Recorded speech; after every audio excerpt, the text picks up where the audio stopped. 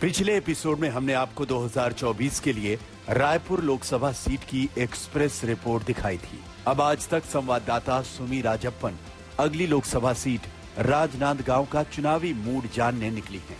अब हम रायपुर जंक्शन से राजनांदगांव की ओर जा रहे हैं और आप देख सकते हैं मेरे पीछे वंदे भारत की ये ट्रेन खड़ी है। हमारा स्कूटर में बच चुका है, तो मेरे वीडियो जर्नलिस्ट जल्दी चल जाए क्योंकि इसकी ऑटोमेटिक डोर होती है, अपने आप से बंद हो जाती है, तो इसलिए बहुत जरूरी है इसे टाइम पे पकड़ लेना क्योंकि बिल्कुल ये टाइम पर आती है। 8:01 का इसका टाइम था, ये 7:59 पे पहुंच गई थी और 8:02 पे ये निकलने वाली है। और इसमें चढ़ने और उतरने से पहले प्लीज एक्सरसाइज कॉशन क्योंकि इसके डोर्स ऑटोमेटेड होते हैं तो अपने आप से बंद हो जाते हैं। चलिए चलते हैं राजनांदगांव।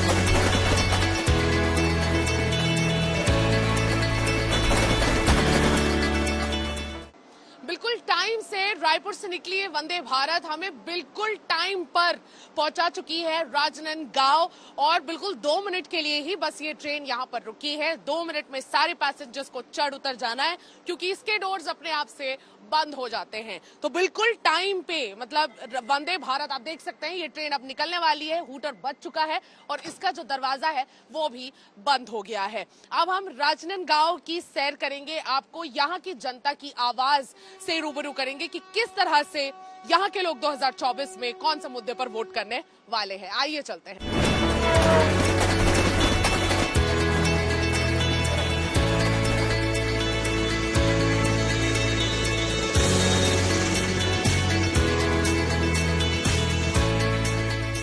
राजनांदगांव के इतिहास में इस लोकेशन का जो महत्व है वो सबसे ज्यादा है। जो आप मेरे पीछे देख पा रहे हैं दिग्विजय दास कॉलेज, जो आज दिग्विजय दास कॉलेज के रूप में आपको नजर आ रहा है, वो एक राजमहल हुआ करता था और यहीं से ही राजनांदगांव के शासक राज किया करते थे। ये एक राजमहल, बहुत बड़ा राजमहल जो आज एक कॉलेज के रूप में आपको दिख रहा है। यहाँ पर दास जितने भी दास राज परिवार के थे वो रूल करते थे और इनफैक्ट दिग्विजय दास आखिरी रूलर यहाँ के बने और उनका जो देहांत था काफी कम उम्र में हो गया था। इनफैक्ट कहा जाता है कि 25 साल की उम्र में ही उनका देहांत हुआ और उसके बाद ही राजशाही पूरे दास परिवार की खत्म हो गई। लेकिन दिग्विजय दास ने जाते जाते एक बहुत अच्छा कार्य किया। वो एजुकेशन को लेकर काफी तत्पर थे, काफी सीरियस थे और इसलिए उन्होंने ये पूरा राजमहल यहाँ के राजनांदगांव के बच्चों के नाम कर दिया। छत्तीसगढ़ में 5 साल तक भूपेश बघेल के नेतृत्व में कांग्रेस की सरकार थी, जबकि केंद्र में बीते 10 साल से बीजेपी सत्ता में है।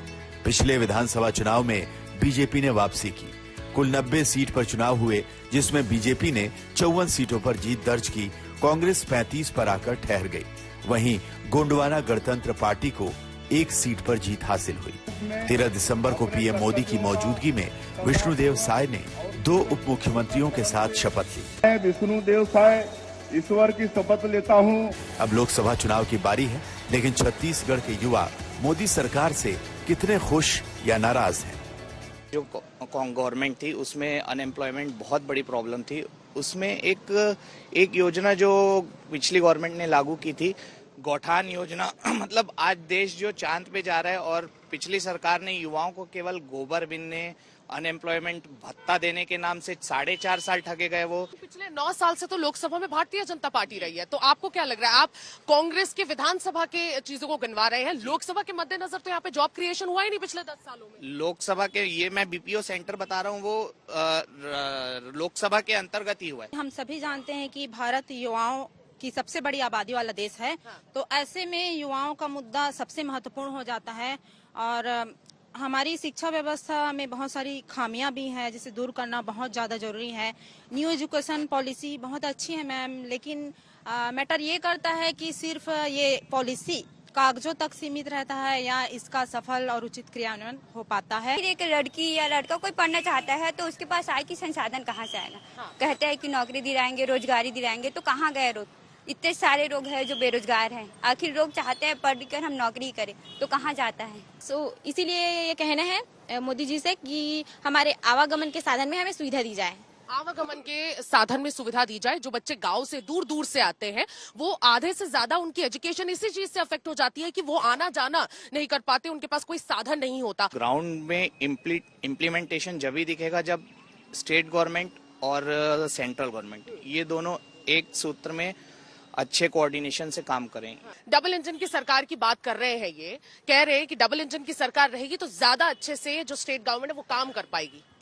पहले तो मैडम आप सभी का राजनांदगांव में आज तक का बहुत बहुत स्वागत है और आज तक सबसे बेस्ट चैनल है। मैं खुद सुबह टीवी चालू करता हूं तो सबसे पहले आज तक ही लगाता हूं। जी जी, बहुत बहुत धन्यवाद। अब आप मुझे ये बताएं कि डबल इंजन की सरकार वो चाह रहे हैं, आप इस बात से इत्तेफाक रखते हैं डबल इंजन की सरकार रहेगी तो ज्यादा अच्छे से काम? देखिए मैडम, डबल इंजन की सरकार बोलो चाहे 4 इंजन की सरकार बोलो, युवाओं को और जो स्टूडेंट को जो सुविधा चाहिए वो सुविधा उनको मिलनी चाहिए। युवाओं को क्या मतलब है डबल इंजन और ट्रिपल इंजन से, उनके दिमाग में और ये चीज जाएगी तो वो डिस्टर्ब होंगे।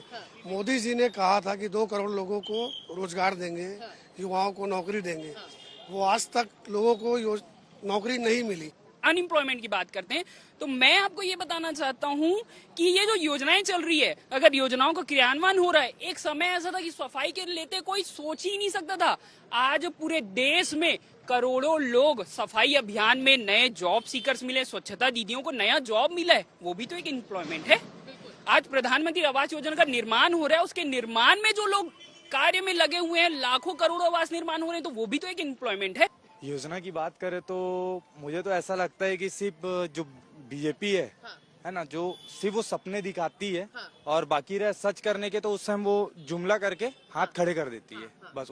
युवाओं को यहाँ पर सिर्फ और सिर्फ नौकरी चाहिए और जितनी भी योजनाएं हैं वो बंद तो गई है लेकिन उसका लाभ कुछ युवाओं तक पहुंचा है तो कुछ युवाओं तक नहीं पहुंचा है। नौकरी सबसे बड़ा मुद्दा इस बार युवाओं के लिए होने वाला है, बेरोजगारी सबसे बड़ा मुद्दा होने वाला है। राजनांदगांव की बात करें तो 2009 से इस सीट पर लगातार बीजेपी के उम्मीदवार की जीत होती रही है। 2014 में बीजेपी के अभिषेक सिंह ने कांग्रेस के कमलेश्वर वर्मा को 2,35,000 वोट से हराया था। 2019 में बीजेपी ने संतोष पांडे को उतारा, जिन्होंने कांग्रेस के भोला राम साहू को 1,11,000 मतों से हराया। 17वां लोकसभा चुनाव है और इस बार यहाँ पर कौन जीत हासिल कर पाएगा ये वक्त ही बताएगा, लेकिन तैयारियां शुरू हो चुकी हैं।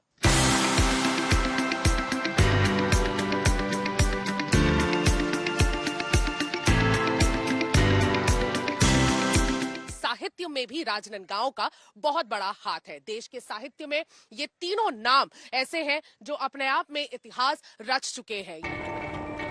छत्तीसगढ़ को धान का कटोरा भी कहा जाता है क्योंकि यहाँ धान की 20,000 से अधिक किस्मों की खेती की जाती है। लेकिन क्या यहाँ के किसान सरकार से खुश हैं? किसानों के जो मुद्दे हैं उसमें सबसे प्रमुख मुद्दा है दाम का। हम राष्ट्रीय स्तर पर भी समर्थन मूल्य गारंटी कानून की मांग कर रहे हैं, वो हमारा बिल्कुल प्रमुख मुद्दा है।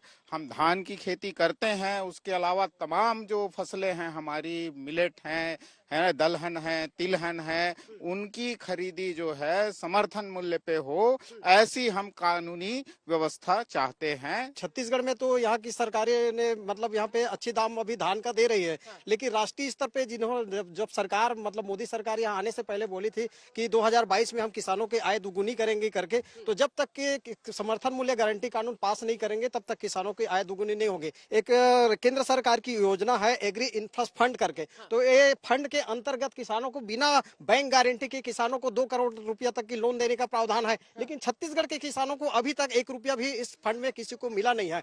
लेकिन राष्ट्रीय स्तर पे जिन्होंने जब सरकार मतलब मोदी सरकार यहाँ आने से पहले बोली थी कि 2022 में हम किसानों की आय दुगुनी करेंगे करके, तो जब तक के समर्थन मूल्य गारंटी कानून पास नहीं करेंगे तब तक किसानों की आय दुगुनी नहीं होगी। नंबर 2 मैं मामला एक ये उठाना चाहूंगा, जैसे किसानों को जैसे क्या बोलते हैं परंपरागत खेती धान को छोड़कर अन्य जो क्या बोलते हैं हाईटेक फार्मिंग में आओ, ऐसे करके किसानों को मतलब योजनाएं बनाती है। एक केंद्र सरकार की योजना है एग्री इंफ्रास्ट्रक्चर फंड करके, तो ये फंड के अंतर्गत किसानों को बिना बैंक गारंटी के किसानों को 2 करोड़ रुपया तक की लोन देने का प्रावधान है। लेकिन छत्तीसगढ़ के किसानों को अभी तक 1 रुपया भी इस फंड में किसी को मिला नहीं है।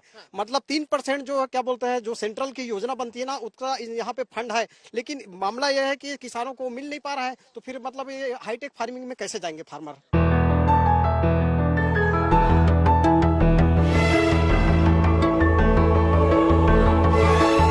प्राचीन मंदिर में आज आज हम मौजूद है 100 साल से पुराना ये शीतला माता मंदिर राजनांदगांव का काफी ऐतिहासिक मंदिर है। देवी की काफी मान्यता है, ये देवी माँ का मंदिर है और घर की देवियों को इस बार क्या चाहिए ये हम जानने यहाँ की गृहिणियों से पूछने आए कि राजनांदगांव की महिलाओं को, छत्तीसगढ़ की महिलाओं को इस बार आने वाली सरकार से 2024 में क्या चाहिए। हाउसवाइफ लोगों को भी प्रॉब्लम हो रही है महंगाई से, जैसे घर का खर्चा, एलपीजी गैसेस वगैरह ले लो आप, या फिर कुछ भी ऐसा करना है तो हम लोग को सोचना पड़ता है कि अब आगे कैसे चलेगा सब कुछ। छत्तीसगढ़ में जो भी महिलाएं, छत्तीसगढ़ बोलो या कहीं पे भी, जो भी महिलाएं सामान्य वर्ग की महिलाएं हैं उनके लिए कुछ अच्छा रोजगार योजना होनी चाहिए।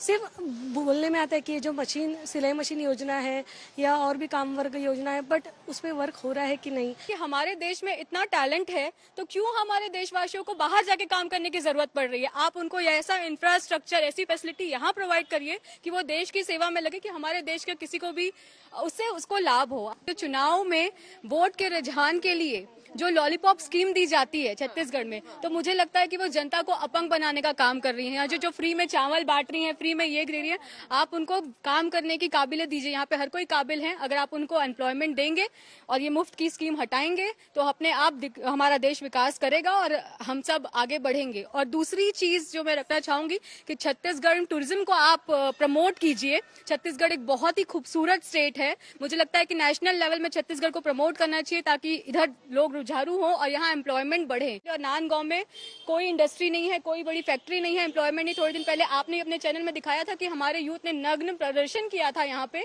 क्योंकि हमारे युवा इतना प्रतिभाशाली होते हुए भी उनको कामकाज नहीं मिल रहा है। तो सबसे बड़ी हमारी डिमांड है कि यहाँ पे एम्प्लॉयमेंट की अपॉर्चुनिटीज लाई जाए। महंगाई एक तरफ है और एक तरफ राष्ट्र है। आप महंगाई को चुनेंगे कि राष्ट्र को चुनेंगे, पहले आप ये बताइए। ठीक है। और प्रधानमंत्री आज महिला सुरक्षित किस वजह से है? क्योंकि राष्ट्र सुरक्षा है।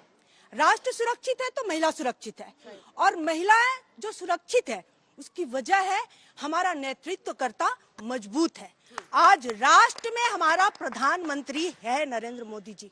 आरक्षण का है, वो भी हमारे प्रधानमंत्री जी ने हम महिलाओं को ये बहुत बड़ा सम्मान दिया है। पंचायती राज में वैसे भी 50% महिलाओं की भागीदारी रहती है।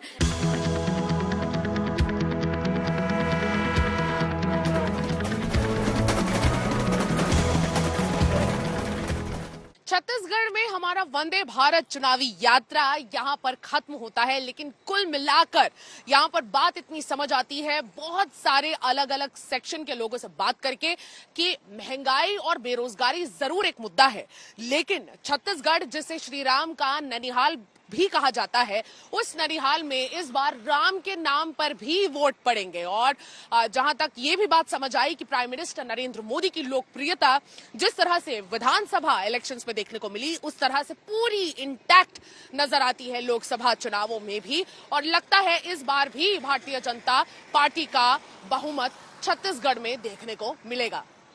मैं सुमी राजप्पन, वीडियो जर्नलिस्ट राघवेंद्र पांडे के साथ छत्तीसगढ़ से आज तक।